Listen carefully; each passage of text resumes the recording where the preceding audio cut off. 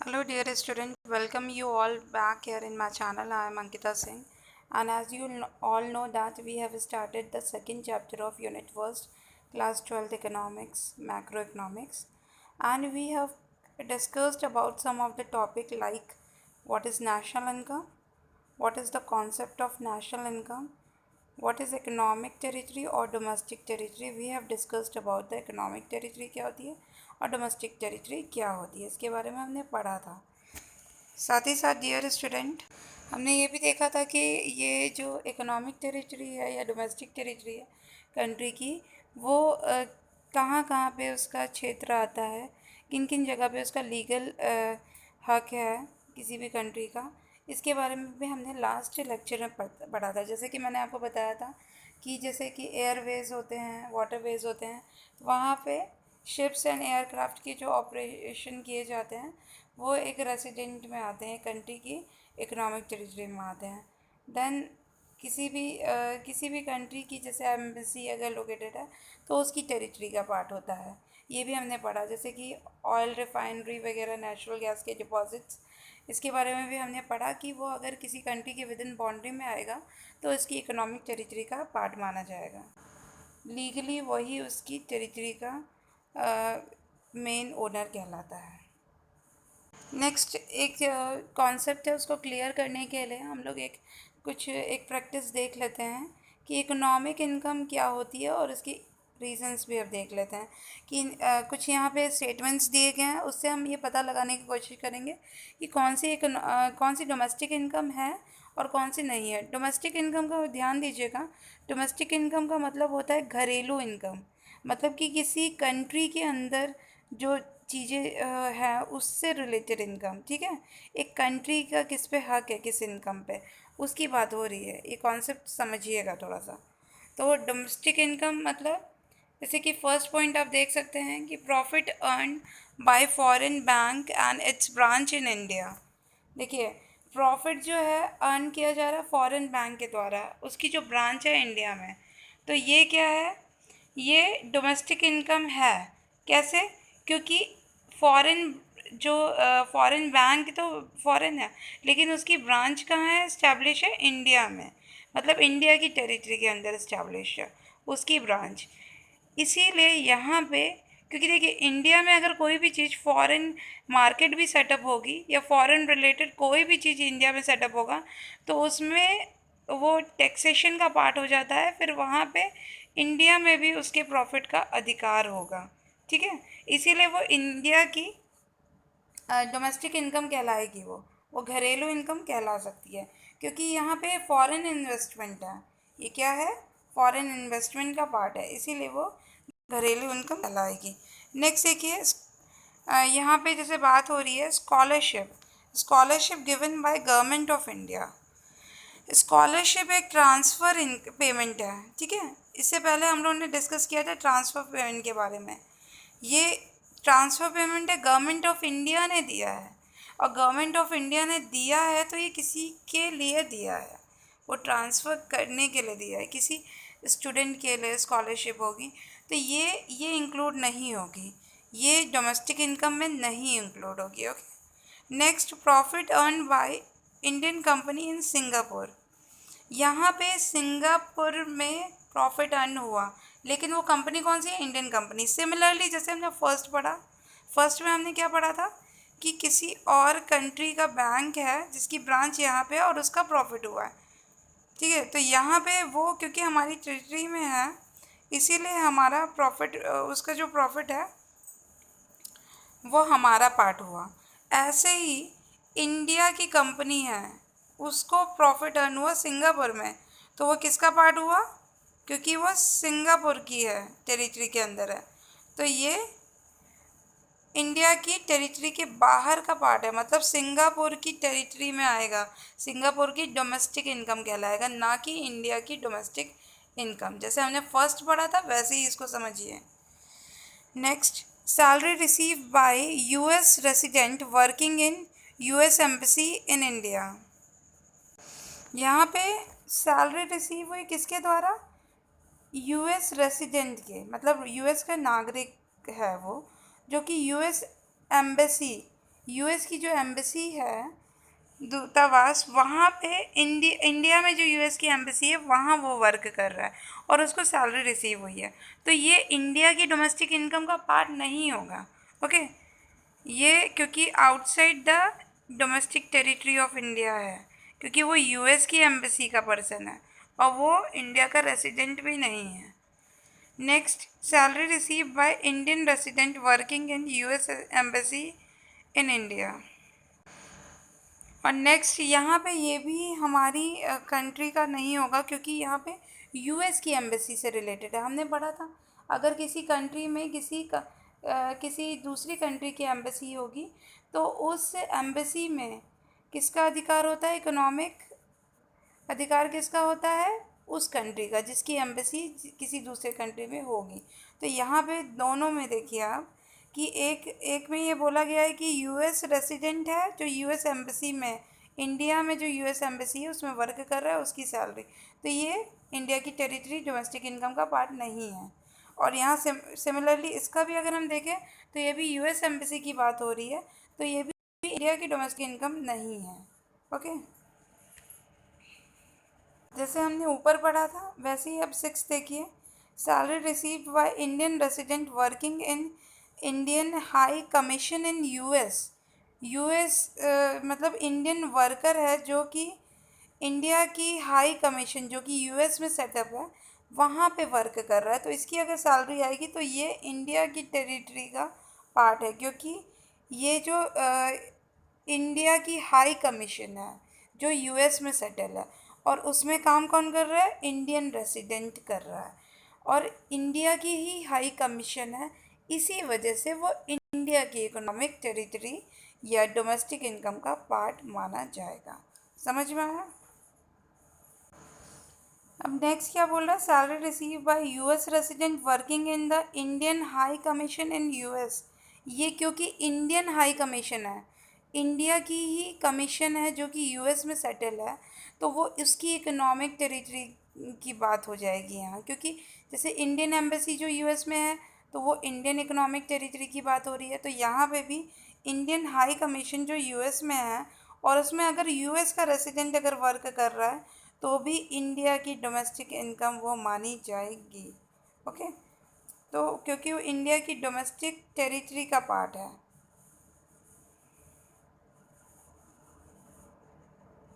इसी तरह से 8 हम देख लेते हैं, salary received by US resident working in US bank in India. US का जो बैंक है जो कि इंडिया में इस्टेब्लिश है, वहाँ पे अगर यूएस रेसिडेंट के द्वारा सैलरी रिसीव हो तो वो इंडिया की इकोनॉमिक टेरिटरी में ही उसकी बैंक है, इसीलिए वो इंडिया की डोमेस्टिक टेरिटरी और डोमेस्टिक इनकम का पार्ट माना जाएगा। नेक्स्ट क्या है, salary received by Indian resident working in SBI in US. SBI है जो कि यूएस में सेटल्ड है और सैलरी रिसीव्ड हो रही है इंडियन रेसिडेंट के द्वारा, तो ये जो है क्योंकि ये यूएस में इस्टेब्लिश है, यूएस की इकोनॉमिक टेरिटरी की पार्ट है और ये डोमेस्टिक टेरिटरी इंडिया की नहीं है, आउटसाइडर है, इसीलिए ये इकोनॉमिक इनकम इंडिया का नहीं होगा। ओके, डोमेस्टिक इनकम नहीं होगा इंडिया का। समझ में आया? इसी तरह से आप दूसरी चीज़ें भी कर सकते हैं, ये यहाँ पे पूरा एक क्विक प्रैक्टिस के लिए दिया हुआ है, आप भी इसकी प्रैक्टिस कर सकते हैं। मैं आपको एक बार जूम करके दिखा दे रही हूँ ताकि आप इसको नोट डाउन कर लीजिए और इसको आप प्रैक्टिस कर सकते हैं, इससे समझ सकते हैं चीज़ों को, और जो ना समझ में आया उसके लिए आप मुझसे पूछ भी सकते हैं। नेक्स्ट डियर स्टूडेंट, हम बात करेंगे normal resident of a country.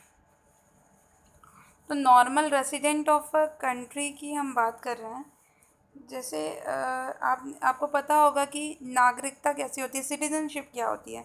Citizenship मतलब नागरिकता।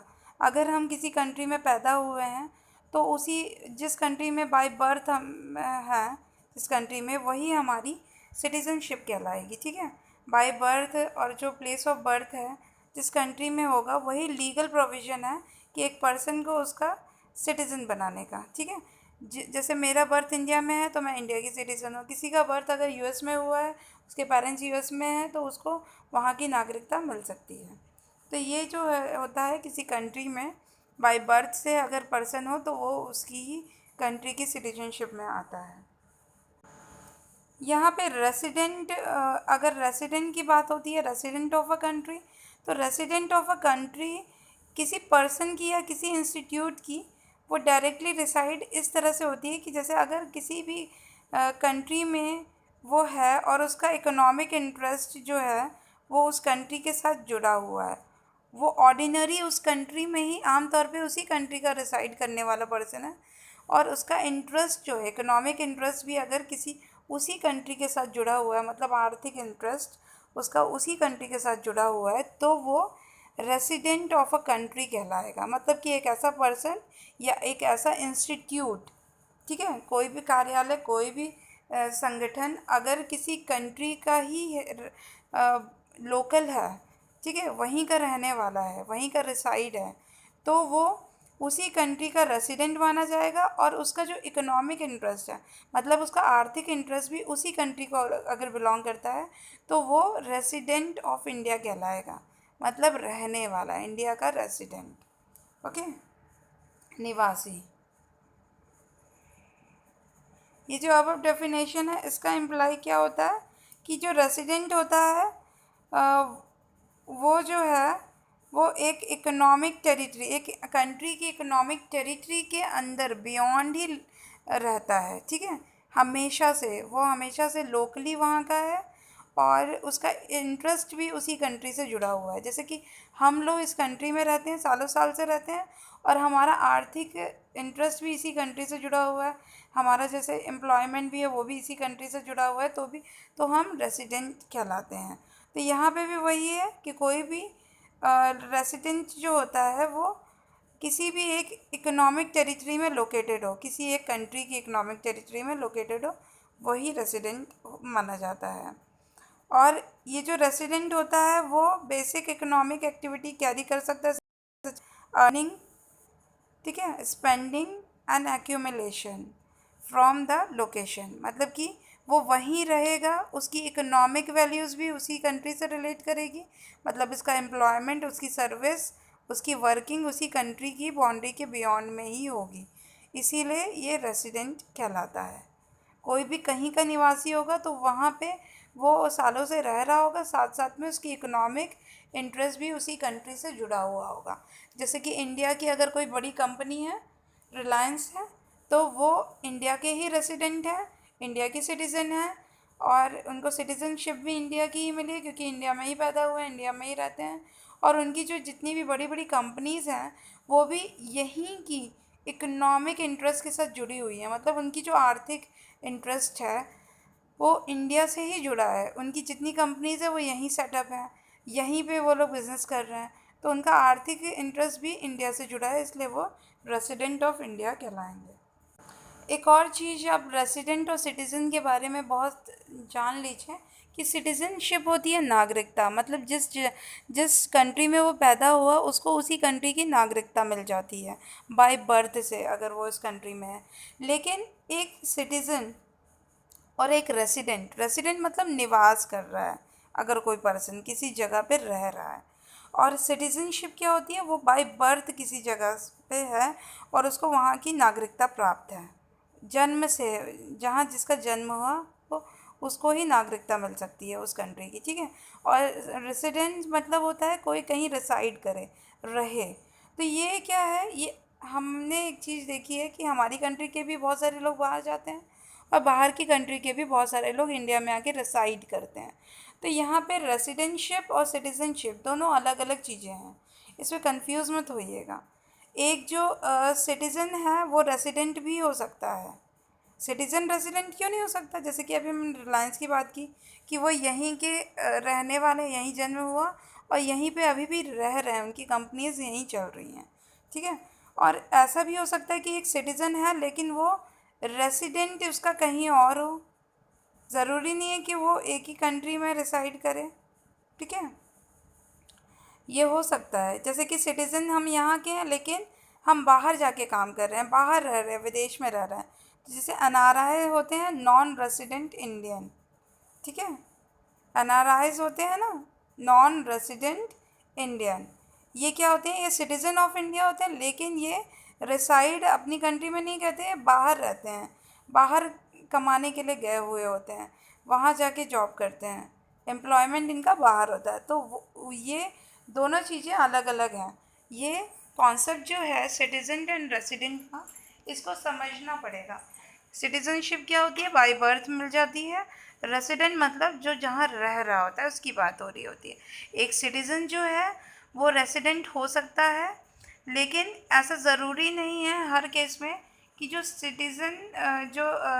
सिटीज़न हो वो एक ही कंट्री में रह ही रहा हो। एक ये दोनों चीज़ें ही हो सकती हैं, एक सिटीज़न एक कंट्री का रेसिडेंट भी हो, और ये भी हो सकता है कि एक सिटीज़न है इस कंट्री का लेकिन वो रिसाइड इस कंट्री में नहीं कर रहा, वो बाहर कर रहा है, जैसे कि एनआरआईज। ओके,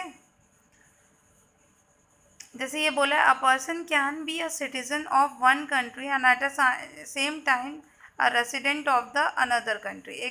एक पर्सन है जो सिटीजन है एक कंट्री का, लेकिन वो रेसिडेंट है दूसरी और कंट्री का, वो वहाँ रह रहा है प्रेजेंट टाइम। ओके, आप अगर प्रेजेंट टाइम जिस कंट्री में रहते हैं अब वहाँ के रेसिडेंट कहलाएंगे।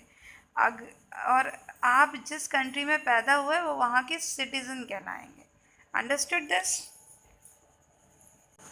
एक चीज़ और समझ लीजिए, अगर कोई इंडियन सिटीज़न है, सिटीज़न इंडिया मतलब बर्थ इसकी इंडिया में हुई है, और वो जैसे किसी बड़ी बड़ी कंपनी, बड़े बड़े इंटरनेशनल ऑर्गेनाइजेशन के साथ का वर्क कर रहा है, जैसे वर्ल्ड बैंक, ठीक है, और यूएनओ के साथ वर्क कर रहा है जो कि इंडिया में लोकेटेड है, तो वो रेसिडेंट ऑफ इंडिया कहलाएंगे। ओके, क्योंकि वो इंडिया में ही लोकेटेड है, रह सिटीज़न तो इंडिया के ही हैं और काम जहाँ कर रहे हैं बड़े बड़े ऑर्गेनाइजेशन के साथ, लेकिन रह किसकी टेरिटरी में रहे? इंडिया की टेरिटरी में, इसलिए वो इंडियन सिटीज़न कहलाएंगे। समझ में आए?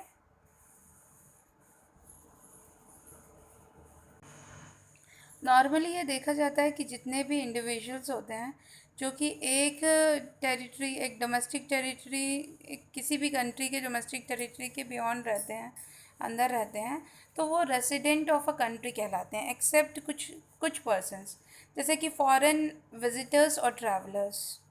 ये फॉरेन ट्रैवलर्स हैं, विजिटर्स हैं, तो ये कुछ समय के लिए हॉलीडेज़ में या इवेंट्स या स्पोर्ट्स इवेंट्स के लिए या टूर के लिए या मीटिंग या कॉन्फ्रेंस अटेंड करने के लिए आते हैं, तो ये रेसिडेंट नहीं कहलाएंगे। ओके, जैसे कि बॉर्डर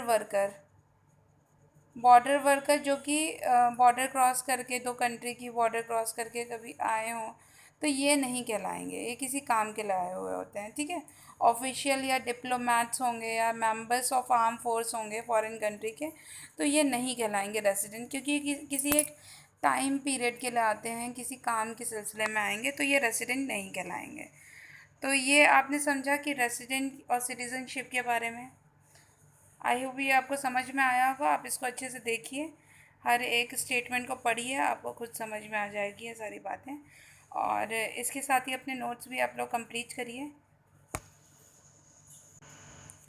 ये देख सकते हैं आप, जैसे क्रू मेंबर होंगे फॉरेन के, या मेडिकल पेशेंट होंगे या स्टूडेंट होंगे जो अब्रॉड में रह रहे होंगे, तो वो भी नहीं कहलाएंगे रेसिडेंट, कुछ समय के लिए आएंगे। ठीक है, तो यहाँ देखिए अभी ये जैसे इसमें शो कर रहा है मैप में कि कौन कौन से रेसिडेंट हैं और कौन कौन से नॉन रेसिडेंट है, अकॉर्डिंग टू द हम लोगों ने जो अभी तक पढ़ा है उसके हिसाब से आप समझने की कोशिश करिए इसे। जैसे कि यहाँ देखिए, नेपाली बॉर्डर वर्कर है, नॉन रेसिडेंट है। जर्मन टूरिस्ट है, ये नॉन रेसिडेंट है। देन फिर इंडियन हॉस्पिटल है, ये इंडियन हॉस्पिटल है तो इंडियन की इंस्टीट्यूट है, इंडिया की डोमेस्टिक टेरिटरी, इकोनॉमिक टेरिटरी का पार्ट है, तो ये रेसिडेंट इंस्टीट्यूट कहलाएगा। ठीक है, और ये जापानीज़ पेशेंट है, तो ये हमारे नहीं है, तो नॉन रेसिडेंट है ये जापानीज़ पेशेंट। ओके, तो यहाँ पे ये देखिए फॉरेन एयरलाइंस है, तो ये नॉन रेसिडेंट, इसकी जो क्रू मेंबर हैं वो नॉन रेसिडेंट कहलाएंगे।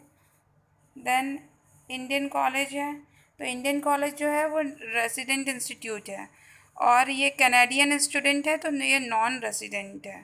ओके, तो ये उस कंट्री का रेसिडेंट नहीं कहलाएगा, क्योंकि कैनेडियन स्टूडेंट है तो ये अपनी पढ़ाई के सिलसिले में आया है, इस वजह से। तो इसी तरह से जैसे यूनाइटेड नेशन ऑर्गेनाइजेशन है जो कि इंडिया में इस्टेब्लिश है, उसका ब्रांच होगा, ठीक है, उसका ऑफिस होगा, तो वो जो है ये नॉन रेसिडेंट इंस्टीट्यूट है। ओके, तो ये सारी चीज़ें आप समझिए इस मैप में जो बातें कही गई हैं उससे, और जो मैंने आपको आगे नोट्स सिखाए हैं उससे, उसकी हेल्प से इसको समझने की कोशिश करिए। सो डियर स्टूडेंट, जितना मैंने बताया उसके नोट्स आप कंप्लीट करके रखिए। फिर नेक्स्ट लेक्चर इसी चैप्टर में मैं आपको प्रोवाइड कराऊंगी हर एक टॉपिक्स को, और जो आगे मैंने प्रैक्टिस एक्सरसाइज आपको दी थी उसको एक एक कॉन्सेप्ट को अच्छे से पढ़िए, समझिए, ताकि ये सारे कॉन्सेप्ट आपको क्लियर हो जाएं और आपको पता चल जाए कि कौन सी डोमेस्टिक इनकम है, कौन सी नहीं है, इकोनॉमिक टेरिटरी में क्या आता है क्या नहीं आता, ये आपको क्लियर हो जाए, कौन रेजिडेंट और सिटीजनशिप में क्या फ़र्क है ये आपको समझ में आ जाए, ताकि आगे जो हम पढ़ाएंगे वो भी आपको क्लियर रहे। ओके डियर स्टूडेंट, आप ये सारे नोट्स को कंप्लीट कर लीजिए और मेरे साथ जुड़े रहिए, मेरे चैनल को सब्सक्राइब करिए, और जो भी प्रॉब्लम आए उसके लिए आप क्वेश्चन पूछ सकते हैं मुझे ग्रुप में भी। और इसके सारे नोट्स आप लोग कंप्लीट करिए। मैं इस चैप्टर से रिलेटेड नेक्स्ट वीडियो आपको अपलोड करूँगी जिसमें आपको और भी अलग टॉपिक्स इस चैप्टर के मिलेंगे। Dear student, okay, thank you for watching, bye bye.